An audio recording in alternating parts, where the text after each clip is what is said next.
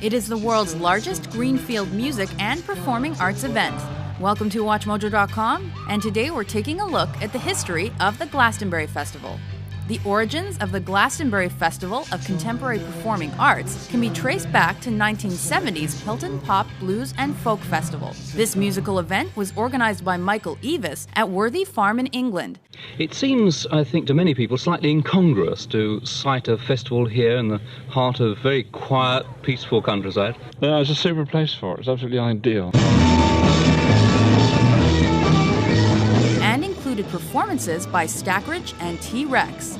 The next year, Eavis rented the farm to a group headed by Andrew Kerr that wanted to hold a free music festival based around the ethics of the hippie movement. The event stayed true to that spiritual mentality with the creation of a pyramid stage constructed along energy lines believed to be associated with historical monuments.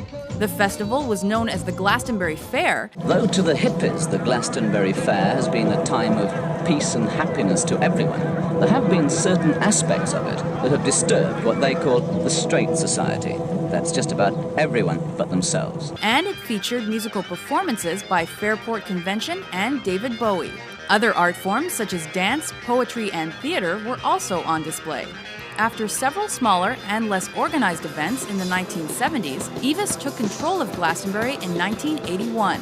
The campaign for nuclear disarmament's involvement with the festival attracted politically minded artists such as Hawkwind and New Order to play.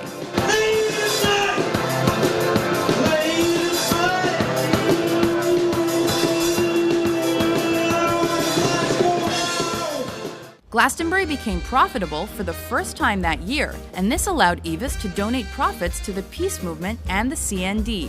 Profits from future Glastonbury festivals were often donated to charities and other organizations.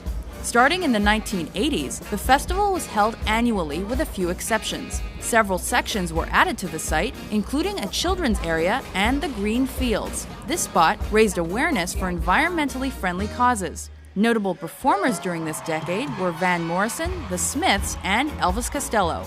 Success in the 1990s allowed Glastonbury to expand further. New stages like NME and Avalon were added, along with places for a circus, cinema, and cabaret. The number of festival goers also increased, though this was partly due to gate crashers who jumped the fences to gain free access. The 1990 edition was the biggest festival yet, with acts like Paul Oakenfold and The Cure. However, it ended with a clash between police and some New Age festival goers who were accustomed to the relaxed and loosely organized feel of the related Solstice Festival at Stonehenge. Heavy rains towards the end of the decade filled the site with mud, and in 1998, it prompted the introduction of mud surfing. The 90s saw headliners such as The Prodigy,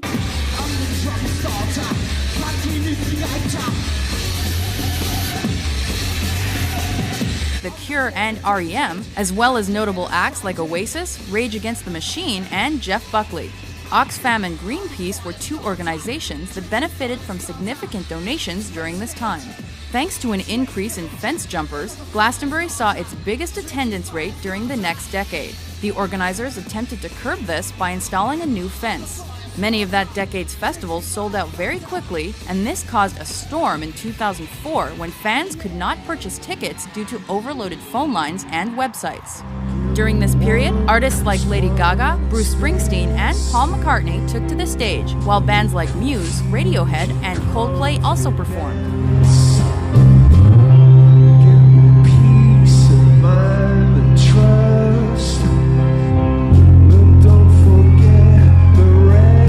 In 2008, controversy arose when hip-hop artist Jay-Z was announced as a main headliner.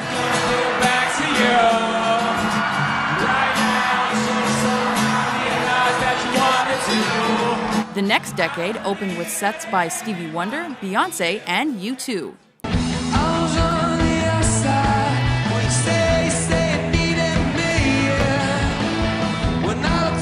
Throughout its existence, the Glastonbury Festival has undoubtedly evolved. While its location has never moved from southwest England, the site became more highly secured and organized. The atmosphere of Glastonbury was influenced by the fact that concert goers often camped near the site, since the festival spanned several days. The Glastonbury Festival has raised millions for multiple causes. However, the event is most well known for showcasing contemporary music and many other performing arts, and this has ingrained it into the pop culture of our day.